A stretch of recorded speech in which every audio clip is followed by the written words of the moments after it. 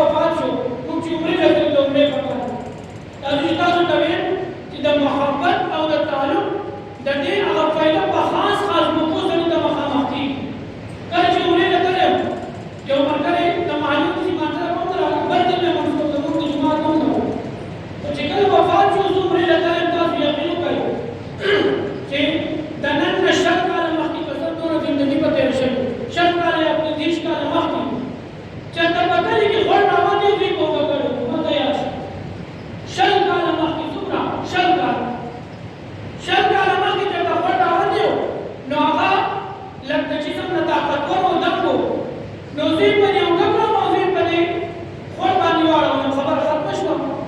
چې کله هغه وفات شو زوم نه کتلم شل کاله بعد الله ما ته بزید بیا راوات چې کله سړی چې مړ دی د تو په وګړې او دوی نصیب خپل راړولې قسم دې دومره دعاګانې مو ته کوي د حق نصیب زما دې نن واز میلا کوو چې دا موقع چې دا په خاص وختونو باندې پکار راځي زموږ دا محبت زموږ دا تعلق زموږ دا ناستا دا به موږ له پوری فایده نه راکوي د مرګ نه بعد به فایده راکوي د مرګ په وخت کې به فایده راکوي د محشر په میدان کې به فایده راکوي او چې په قبر کې پراته وي هغه به فایده راکوي او یو واقع ذکر کوو الله اشرف علي تانوي رحمت الله یو واقع ذکر کوي شیخ ادریس صاحب ډېره ښایسته واقع ذکر کوي فرمایي دا طالب علمان چې کله په مدرسو کې یا په جماعتونو کې نو چونکې کور یې پرېښي مور او پلار یې پرېښي نو ځان په څه څه مشغولوي چې د کور د دې نورې معاملې نه فکر بدل شي نو هغوی ته یو بابا دا ډوډۍ ته ولګه ورپسې ما طالبان خو هېڅ ورانکاري ګپ شپ ټوکه ټکا په خدای ما ورته وکړو خپل فکر بدلوي نو یو ورځ دا بابا ناست و چې اودس چندان کوو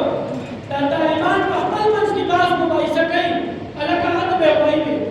بیا زموږ هغه وایي خو موږ ته ډوډۍ رانه وړه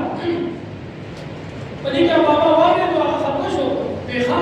موږ به له ډوډۍ راوړم او موږ به له وظیفه راغونډوم او موږ تاسو ما ته وایي وایي نه یې دلته وړم ته خپل کار کوو ګرځئ چې څه کوئ هغه کوئ ډوډۍ له موږ راوړم طالبان خاموش کړه لکه بابا ټوغه هم کوله خو بابا په ټوغه موخه نه په مخه لاړو چې راوړو طالبانو هغه ورځ وظیفه ونه دغه شان نهار شپې تېره کړه نهار شپې تېره کړه د بابا د شپې خوب ولیدو په کور کې پروت و خوب یې ولیدو په خوب کې داسې د محشر میدان او منظر ولیدو چې د محشر میدان دی او د محشر په میدان کې دغه جومات دا طالبان دا جنت ته روان دي او زه ډېر په تکلیف کې یم او په مشقت کې یم او په مصیبت کې یم یو ته ګورم بل ته ګورم او دا طالبان روان دي جنت ته نو وایي دا یو طالب دی بل طالب ته وایي چې هلته زموږ هغه وایي خو نه ښکاري نو وایي دې بل ورته وایي چې هلکه زموږ هغه وایي هغه ولاړ دی